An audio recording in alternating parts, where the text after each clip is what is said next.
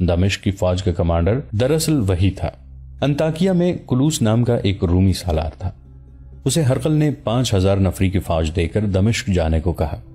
شہنشاہ ہرقل، کلوس نے کہا، میں حلفیہ کہتا ہوں کہ آپ کے سامنے اس وقت آؤں گا جب میری برچی کی انی کے ساتھ مدینے کے سالار خالد بن ولید کا سر ہوگا۔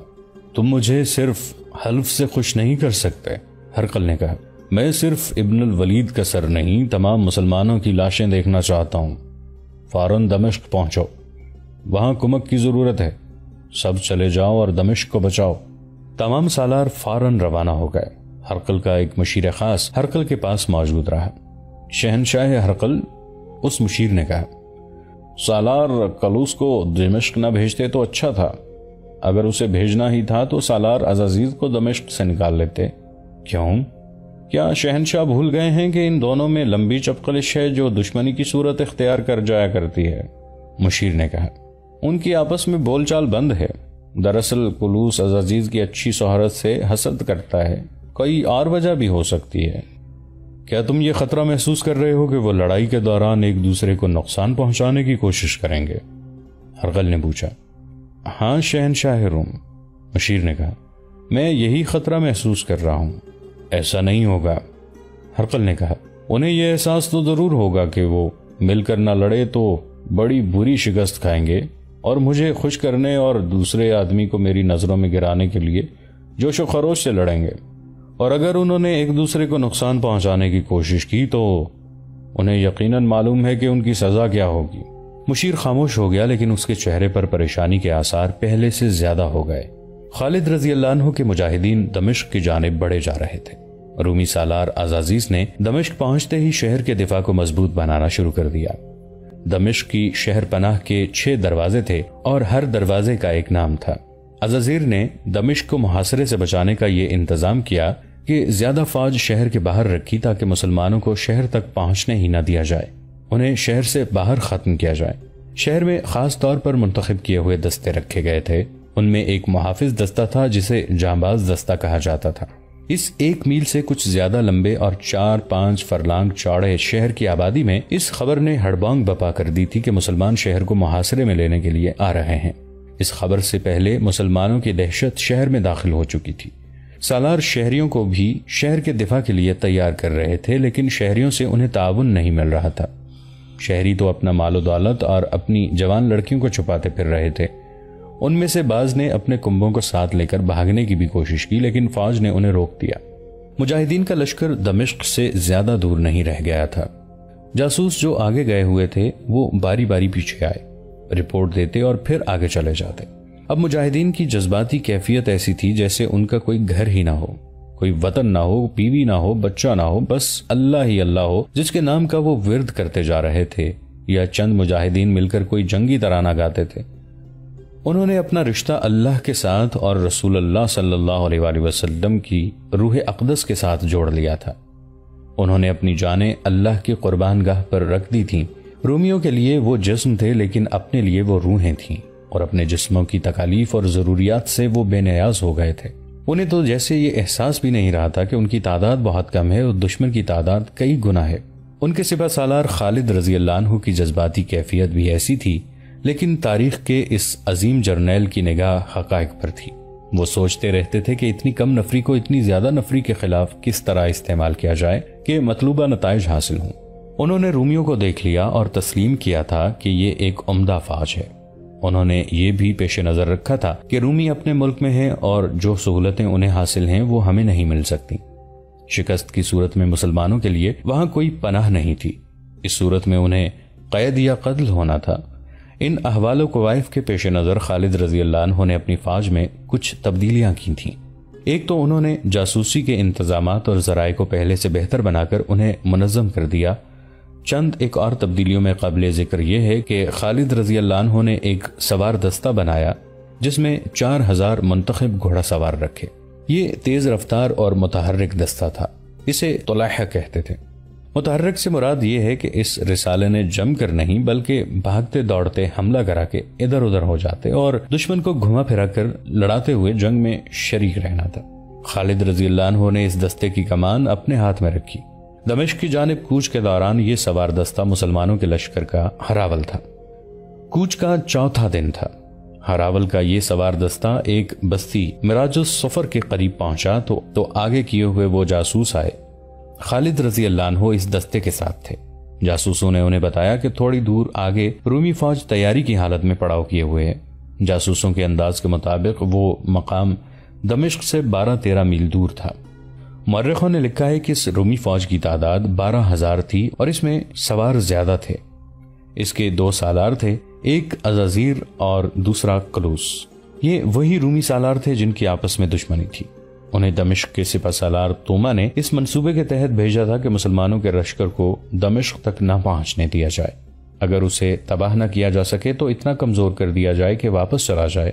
اگر یہ بھی نہ ہو سکے تو اتنی سی کامیابی ہر قیمت پر حاصل کی جائے کہ مسلمانوں کو زیادہ سے زیادہ دن دمشق سے دور رکھا جائے، تاکہ دمشق کے دفاع کے لیے مزید دستے وہاں پہنچائے جائیں اور شہر میں اتنی خوراک پہنچا کر جمع کی جا سکے کہ محاصرہ طول پکڑ جائے تو شہر میں قحط کی صورت پیدا نہ ہو۔ خالد رضی اللہ عنہ کے لیے یہ مسئلہ پیدا ہو گیا کہ ان کے ساتھ ہراول کا صرف یہ سوار دستہ تھا جس کی نفری 4,000 تھی۔ باقی لشکر ابھی بہت دور تھا۔ ہراول کی رفتار تیز تھی۔ دشمن کی موجودگی کی اطلاع پر خالد رضی اللہ عنہ نے رفتار سست کر دی۔ ان کا ایک مقصد تو یہ تھا کہ پورا لشکر آ جائے اور دوسرا یہ کہ دشمن کے قریب شام کو پہنچیں تاکہ رات کو آرام کیا جا سکے اور الصبح لڑائی شروع کی جائے۔ اگر جاسوس آگے گئے ہوئے نہ ہوتے تو خالد رضی اللہ عنہ لا علمی میں 4,000 سواروں کے ساتھ دشمن کے سامنے جا پہنچتے، پھر صورتحال ان کے حق میں نہ رہتی۔ رومیوں کے اس 12,000 کے لشکر نے بڑی اچھی جگہ پڑاؤ ڈالا ہوا تھا۔ وہاں ایک وادی تھی جس میں گھنے درخت تھے اور وہاں ایک پہاڑی تھی۔ رومی اس پہاڑی کے سامنے اور وادی کے منہ میں تھے۔ انہوں نے لڑائی کے لیے یہ جگہ منتخب کی تھی جو ان کو کئی جنگی فائدے دے سکتی تھی۔ مسلمان اس پھندے میں آ سکتے تھے۔ خالد رضی اللہ عنہ نے اپنی رفتار ایسی رکھی کہ سورج غروب ہونے سے ذرا پہلے دشمن کے سامنے پہنچے۔ دشمن سے ان کا فاصلہ 1 میل کے لگ بھگ تھا۔ خالد رضی اللہ عنہ نے اپنے دستے کو روک لیا اور وہیں پڑاؤ ڈالنے کو کہا۔ سورج غروب ہو گیا، اس لیے یہ خطرہ نہ رہا کہ دشمن حملہ کر دے گا۔ جمادی الثانی 13 ہجری کے چاند کی 18ویں تھی۔ آدھی رات کو چاندنی بڑی صاف تھی۔ خالد رضی اللہ عنہ پیادہ آگے چلے گئے۔ رومیوں کے سوار گشتی سنتری گشت پر تھے۔ خالد رضی اللہ عنہ ان سے بچتے پہاڑی تک گئے۔ وہ زمین کے خد و خال کا جائزہ لے رہے تھے۔ رات گزرتے ہی انہیں یہاں لڑنا تھا۔ وہ دیکھ رہے تھے کہ ان کے سوار دستے کے لیے بھاگنے دوڑنے کی جگہ ہے یا نہیں۔ خالد رضی اللہ عنہ کے لیے پریشانی یہ تھی کہ ان کا لشکر بہت دور تھا۔ انہوں نے پیغام تو بھیج دیا تھا کہ رفتار تیز کر دیں، پھر بھی لشکر جلدی نہیں پہنچ سکتا تھا۔ اس کی رفتار تو پہلے ہی تیز تھی، مسلمانوں کا کوچ ہونا ہی تیز تھا۔ 19 اگست 634 ہجری بمطابق 19 جمادی الثانی 13 ہجری کی صبح طلوع ہوئی۔ فجر کی نماز سے فارغ ہوتے ہی خالد رضی اللہ عنہ نے اپنے سوار دستے کو جنگ کی تیاری کا حکم دیا۔ رومی بھی تیاری میں آ گئے۔ خالد رضی اللہ عنہ نے رومیوں کی ترتیب دیکھی تو انہیں شک ہوا کہ رومی حملے میں پہل نہیں کرنا چاہتے۔ خالد رضی اللہ عنہ بھی پہل کرنے کی پوزیشن میں نہیں تھے۔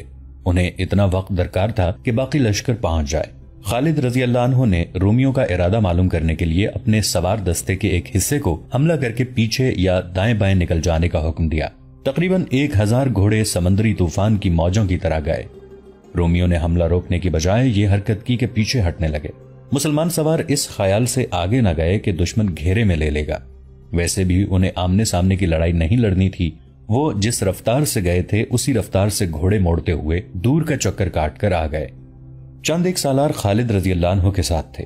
سب کو توقع تھی کہ اب رومی حملے کے لیے آئیں گے۔ ان کی فوج 3 گنا تھی مگر انہوں نے کوئی جوابی حرکت نہ کی۔ خدا کی قسم رومی کچھ اور چاہتے ہیں، خالد رضی اللہ عنہ نے اپنے سالاروں سے کہا۔ یہ ہمارے ساتھ کھیلنا چاہتے ہیں اور میں اپنے لشکر کے انتظار میں ہوں۔ ان کے ساتھ کھیلو ابن الولید۔ سالار زرار رضی اللہ عنہ بن الازور نے کہا، یہ لڑنا نہیں چاہتے، ہمارا راستہ روکنا چاہتے ہیں، اور انہیں شاید معلوم نہیں کہ ہمارا لشکر ابھی دور ہے۔ خالد رضی اللہ عنہ نے کہا، یہ بھی سوچ ابن الولید۔ سالار شرجیل رضی اللہ عنہ نے کہا، کیا یہ چوکس نہیں کہ ہمارا لشکر شاید کسی اور طرف سے ان پر حملہ کرے گا؟ میں ان کا دھیان پھیر دیتا ہوں، خالد رضی اللہ عنہ نے کہا۔ رومیوں کی توجہ اپنی طرف کرنے کے لیے خالد رضی اللہ عنہ نے یہ طریقہ اختیار کیا کہ دشمن کو انفرادی مقابلوں کے لیے للکارا۔ پہلے جیسا کہ ہم بیان کر چکے ہیں کہ اس دور میں فوجوں کی لڑائی سے پہلے دونوں فوجوں سے ایک آدمی سامنے آتا اور ان میں انفرادی لڑائی ہوتی تھی۔ خالد رضی اللہ عنہ نے زرار رضی اللہ عنہ بن الازور، شرجیل رضی اللہ عنہ بن حسنہ اور امیر المؤمنین ابو بکر رضی اللہ عنہ کے بیٹے عبد الرحمن رضی اللہ عنہ کو مقابلے کے لیے آگے کیا۔ یہ تینوں سالار تھے۔ وہ دونوں فوجوں کے درمیان جا کر گھوڑے دوڑانے اور دشمن کو للکارنے لگے۔ رومیوں کی صفوں سے 3 سوار نکلے، وہ بھی سالاری کے رتبے کے آدمی تھے۔ رومی جنگجو قوم تھی۔ اس قوم نے تاریخ ساز تیغزن اور شہ سوار پیدا کیے ہیں۔ خالد رضی اللہ عنہ کے ان تینوں سالاروں کے مقابلے میں جو رومی نکلے وہ زبردست لڑاکے تھے۔ کھلے میدان میں مقابلے شروع ہو گئے۔ یہ 3 جوڑوں کا مقابلہ تھا۔ تینوں جوڑ الگ الگ ہو گئے۔ گھوڑے دوڑ رہے تھے، گھوم رہے تھے اور برچھیوں سے برچھیاں ٹکرا رہی تھیں۔ دونوں فوجوں سے نعرے گرج رہے تھے۔ گھوڑے اپنی اڑائی ہوئی گرد میں چھپتے جا رہے تھے۔ پھر گرد سے ایک گھوڑا نکلا۔ اس کا سوار ایک طرف لڑک گیا تھا۔ گھوڑا بے لگام ہو کر ادھر ادھر دوڑ رہا تھا۔ وہ ایک رومی سالار تھا جو بڑا گہرا زخم کھا کر گھوڑے سے گر رہا تھا۔ رومیوں کی صفوں سے ایک گھوڑا سرپٹ دوڑتا نکلا اور گرتے ہوئے سوار کے پیچھے گیا۔ اس نے گھوڑے کے سوار کو گھوڑے کی پیٹھ پر کر دیا، لیکن وہ مر چکا تھا۔ تھوڑی ہی دیر بعد ایک اور رومی سوار گرا، پھر تیسرا بھی گر پڑا۔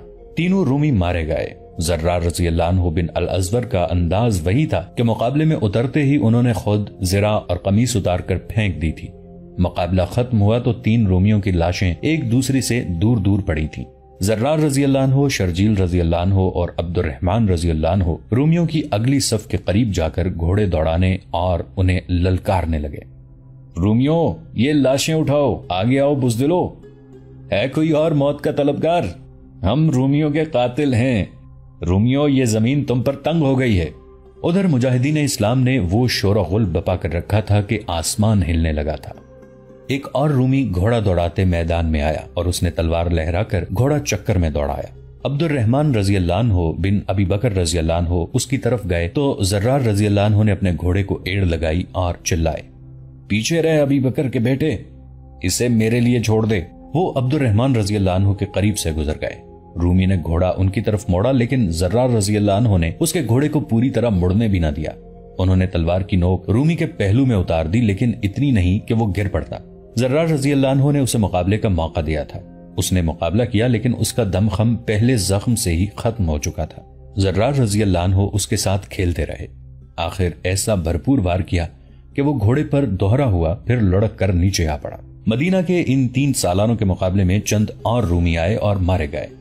زرار رضی اللہ عنہ، شرجیل رضی اللہ عنہ اور عبد الرحمن رضی اللہ عنہ نے صرف یہی نہیں کیا کہ رومیوں کی اگلی صف کے قریب جا کر گھوڑے دوڑاتے اور انہیں للکارتے تھے، بلکہ کوئی رومی صف سے آگے ہو کر ان کی طنزیہ للکار کا جواب دیتا تو وہ ان تینوں میں سے جس کے سامنے ہوتا وہ اسے برچھی یا تلوار سے ختم کر دیتا۔ اس طرح انہوں نے چند ایک رومیوں کو زخمی بھی کیا اور قتل بھی۔ خالد رضی اللہ عنہ پہلے تو تماشا دیکھتے رہے، پھر وہ جوش میں آ گئے۔ انہوں نے گھوڑے کو ایڑ لگائی اور آگے چلے گئے۔